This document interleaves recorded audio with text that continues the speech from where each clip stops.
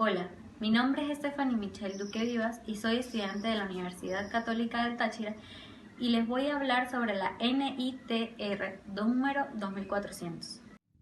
Continuando con la NITR número 2400, esto significa Norma Internacional de Trabajos de Revisión número 2400. Esta es emitida por la Federación de Contadores, que a su vez en el plan de adopción de estándares internacionales, aprobado en enero del 2004 en el Directorio Nacional ampliado en el Estado portuguesa de julio del 2013 y acuerdo con la ratificación incluida en la reimpresión de la relación del directorio número, número 15, el día 13 de diciembre del 2013 se estableció la aplicación de estas normas y ejecución de ellas a través de los ejercicios a partir del 1 de enero del 2014. El principal deber del profesional es utilizar esta guía, es decir, esta norma, haciendo uso de su juicio profesional. De los alcances generales, los aspectos generales, perdón, se puede decir que todo trabajo dentro del alcance de la NITR número 2400 se debe acompañar sobre un informe de revisión, donde el auditor tiene dos opciones. La primera, declarar que no han surgido su atención de la revisión o de esta información financiera. Y la segunda es si han surgido asuntos de su atención y describir aquellos que afectan la presentación razonable, de acuerdo con el marco de información financiera aplicado.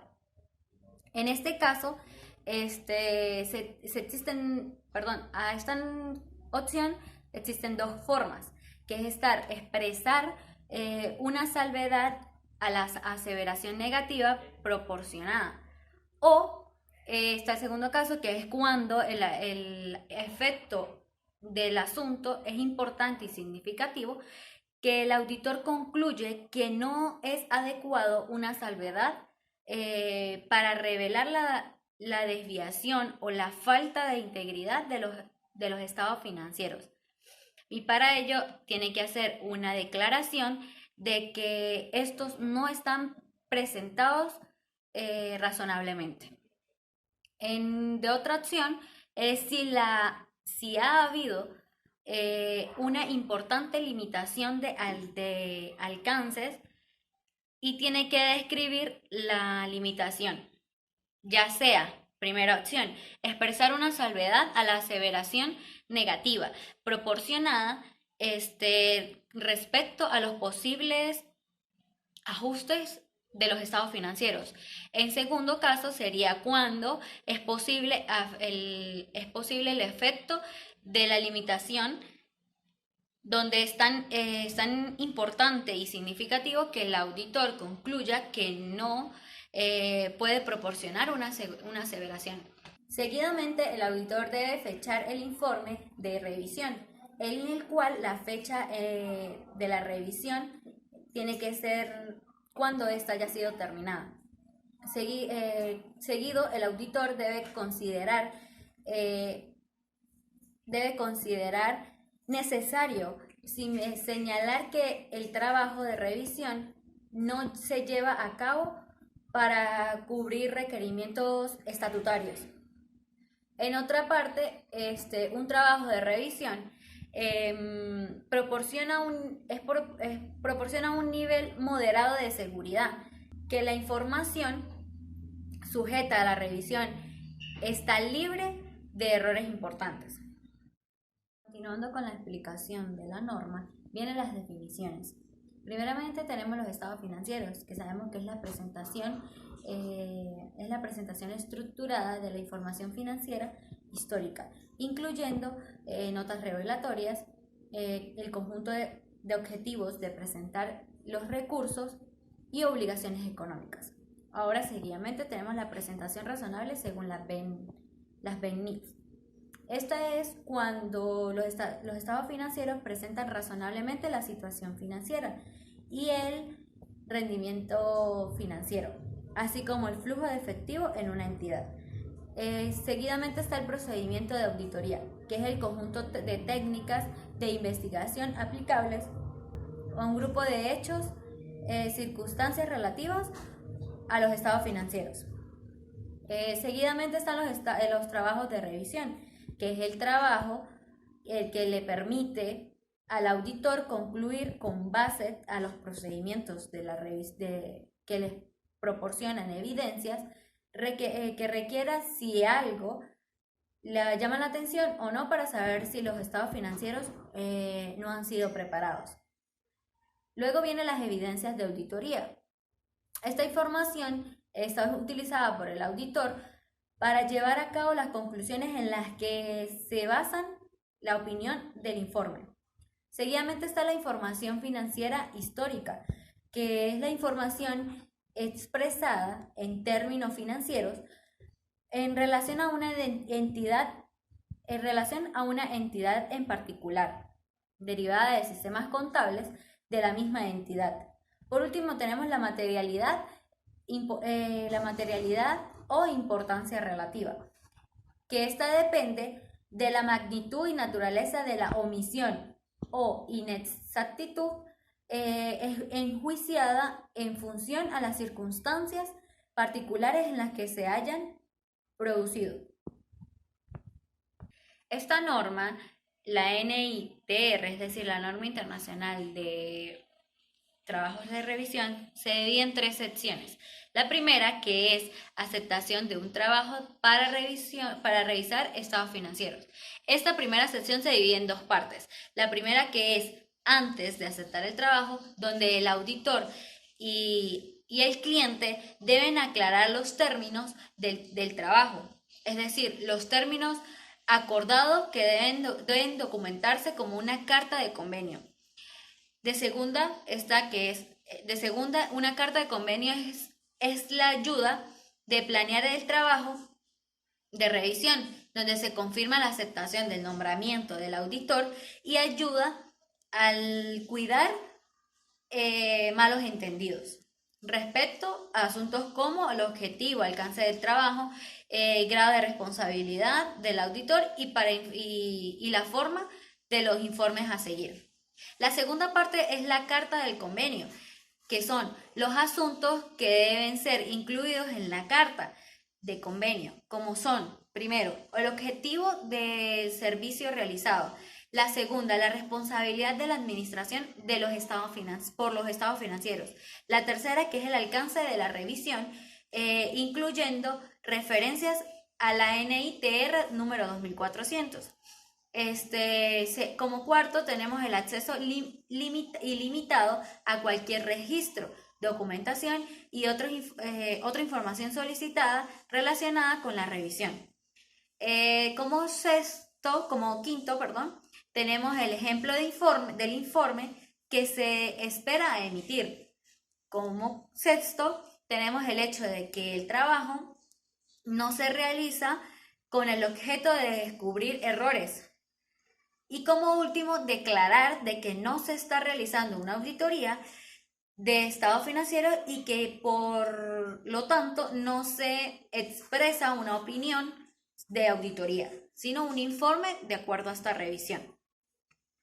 Seguidamente viene la sección número 2, que se encarga del desarrollo de un trabajo para revisar los estados financieros. Esta está compuesta por 2 partes, que primero es la planificación del trabajo, en donde el auditor debe planificar el trabajo de modo que se desempeñe una labor efectiva y eficiente. El auditor, al planificar una revisión de estados financieros, el auditor debe obtener o actualizar el conocimiento del negocio. Y por último, al planificar el trabajo, los principios éticos que norman este tipo de trabajo son los siguientes: independencia, objetividad, confiabilidad, integridad, competencia profesional y diligencia, y desempeño profesional y normas técnicas. Continuando con esa sección número 2, tenemos los procedimientos y evidencias, que es la segunda parte de esta. En cuanto a los procedimientos requeridos a llevar a cabo una revisión de estados financieros, deben ser determinados por el auditor tomando en cuenta que, primero, los requerimientos de la NITR 2400, así como también los relevantes órganos profesionales. Segundo, leyes y regulaciones. En tercero, los términos de trabajo de revisión. Y por último, los requerimientos de informes que sean apropiados.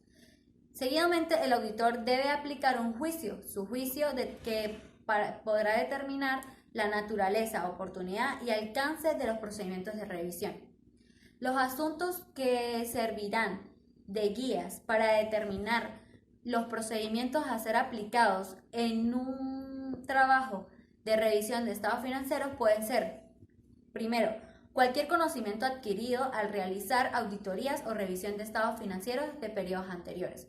Segundo, el conocimiento del negocio que se tiene, incluyendo los conocimientos de las normas y prácticas contables de la industria en la que se opera la entidad. Tercero, los sistemas contables de la entidad. Cuarto, el alcance por el cual una partida particular es efectuada a juicio de la administración. Por quinto y último está la materialidad de transacciones y saldos de cuentas. Se debe aplicar las mismas consideraciones sobre materialidad que serían aplicables si se estuviera dando una opinión de auditoría en los estados financieros. El juicio sobre la materialidad se hace en referencia a la información sobre la que el auditor está reportando y las necesidades de aquellos que confían en la información, no al nivel de seguridad proporcionado. Continuando con la norma, vienen a los aspectos generales. Primordialmente tiene el propósito de la NITR, que es establecer normas y proporcionar limitaciones sobre la responsabilidad del profesional del contador. En segundo caso, se ocupa especialmente de la revisión de los estados financieros. En tercer caso, tenemos el objetivo, que es la revisión de los estados financieros, que permite al auditor manifestar si llega a haber, por conocimiento o que le llegue a él una información que no concuerda con lo establecido en esta norma, que haga que el contador o el auditor establezca que la revisión de que los estados financieros no están bien preparados. Seguidamente, los principios básicos que rigen la responsabilidad del contador o del profesional serían la independencia, la integridad, la objetividad, la competencia y diligencia profesional, la confiabilidad, las actuaciones profesionales y las normas y éticas.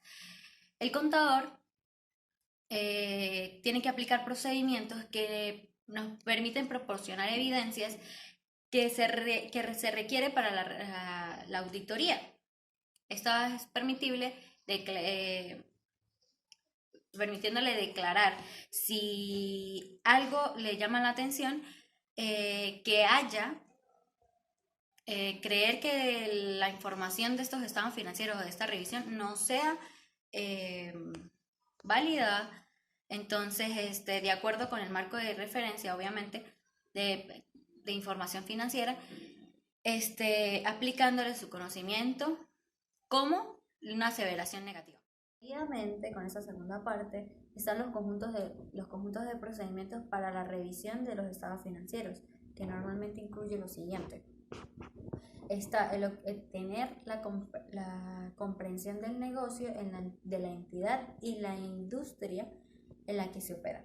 El segundo, la investigación concerniente a las normas y prácticas contables de la entidad.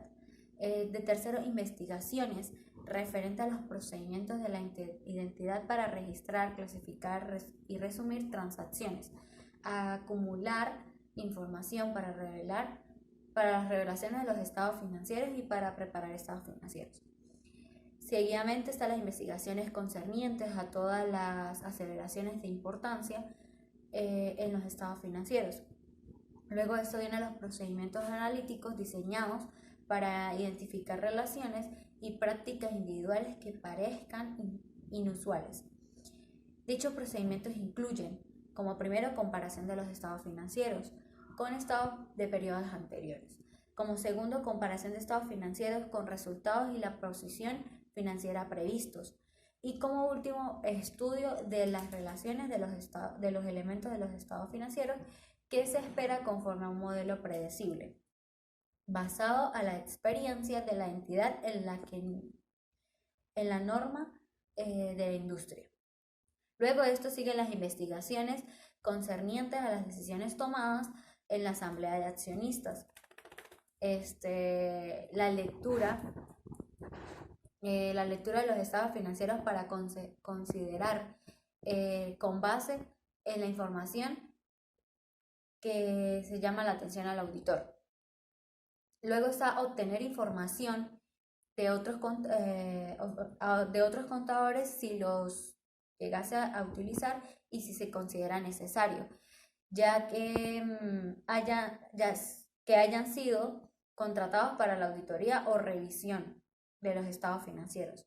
Por siguiente, están las investigaciones con personas que tengan responsabilidad por asuntos financieros, en los asuntos financieros y contables. Efectos generales. Primordialmente tiene el propósito de la NITR, que es establecer normas y proporcionar limitaciones sobre la responsabilidad del profesional del contador. En segundo caso, se ocupa de especialmente de la revisión de los estados financieros. En tercer caso, tenemos el objetivo, que es la revisión de los estados financieros, que permite al auditor manifestar si llega a haber, por conocimiento o que le llegue a él una información que no concuerda con lo establecido en esta norma, que haga que el contador o el auditor establezca que la revisión de que los estados financieros no están bien preparados.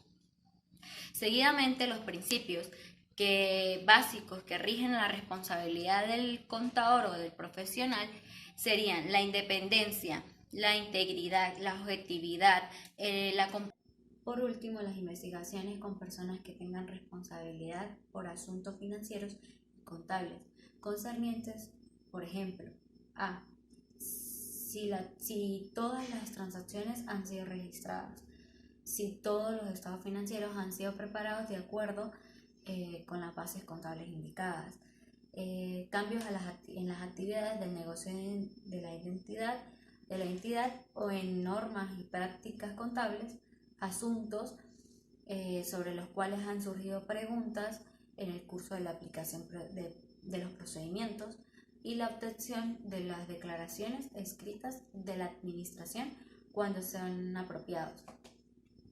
Seguidamente, el auditor debe investigar sobre eventos posteriores a la fecha de los estados financieros que puedan requerir ajustes o revelación en los estados financieros, sin tener ninguna responsabilidad por realizar los procedimientos para identificar estos eventos. Por último, si el auditor tiene razones para creer que la información sujeta a revisiones puede contener errores, debe llevar a cabo procedimientos adicionales o más extensos según sean lo necesario. Por último, tenemos la sesión 3 sobre la presentación de información de revisión de los estados financieros. En ellas, el informe de revisión debe contener una clara expresión escrita sobre la aseveración negativa, tomando como la base las conclusiones extraídas de las evidencias obtenidas o una salvedad a la aseveración negativa o una declaración negativa.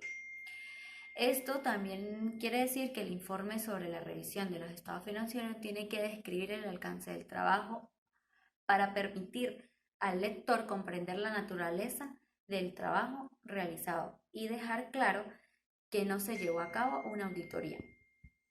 Este informe también sobre la revisión de los estados financieros debe, como mínimo, contener el contenido de las estructuras que se encuentran en los anexos 3, 4 y 5, que a continuación, más adelante se los explicaré. Se recomienda usar términos independientes en el título para distinguir el informe del contador público de informes que podrían ser emitidos por otros.